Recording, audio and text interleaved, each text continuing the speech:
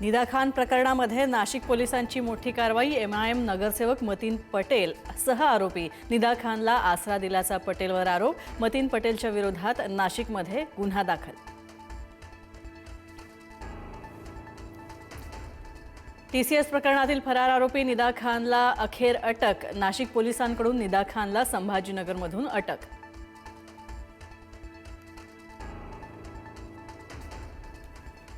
TCS प्रकरणातील 6 आरोपींची आज पुन्हा चौकशी। शाहरुख कुरेशी, रजा मेमन यांची चौकशी। बँक व्यवहार, आर्थिक फंडिंग आणि नेटवर्कचा सुद्धा तपास यंत्रणा करणार।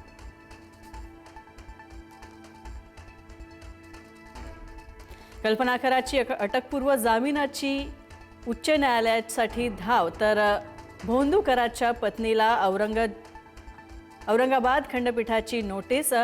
फसवणूक प्रकरणामध्ये कल्पना खरातचा जामीन अर्ज फेटाळला।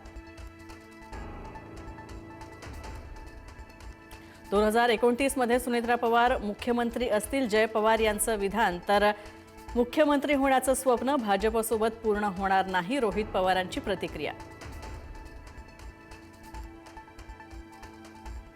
पायधुनी प्रकरणामध्ये घातपात की आत्महत्येचा संशय। पोलिसांच्या तपासामध्ये कुटुंबियांच्या घरातून सापडलेली विविध प्रकारची औषधं आता फॉरेन्सिककडे पाठवणार।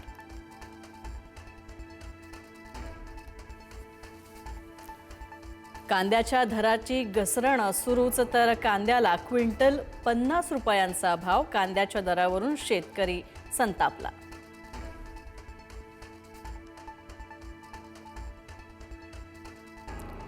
महाराष्ट्र शिक्षण मंडळाच्या 10वीचा निकाल जाहीर। राज्याचा निकाल 92.9%, तर कोकण विभागाचा निकाल लागला सगळ्यात जास्त। 10वीच्या निकालात सुद्धा मुलींचीच बाजी।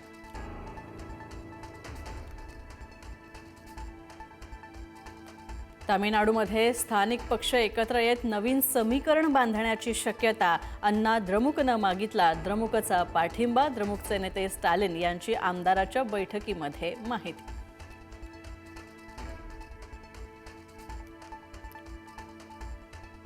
केरळचा मुख्यमंत्री ठरण्याचे पूर्ण अधिकार हे हायकमांडलाच। आमदाराच्या बैठकीमध्ये एकमतानं पारित करण्यात आला ठराव। हायकमांड जे नाव सुचवेल त्याला सगळे आमदार देणार पाठिंबा।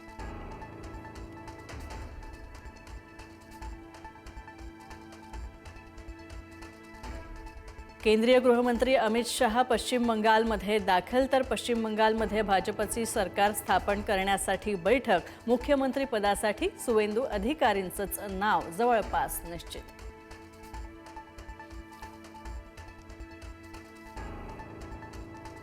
ऑपरेशन सिंदूरच्या दरम्यान भारतानं पाकिस्तानची 13 विमानं पाडली। 11 एअरफील्ड उद्ध्वस्त केले। एअर मार्शल भारती यांची माहिती।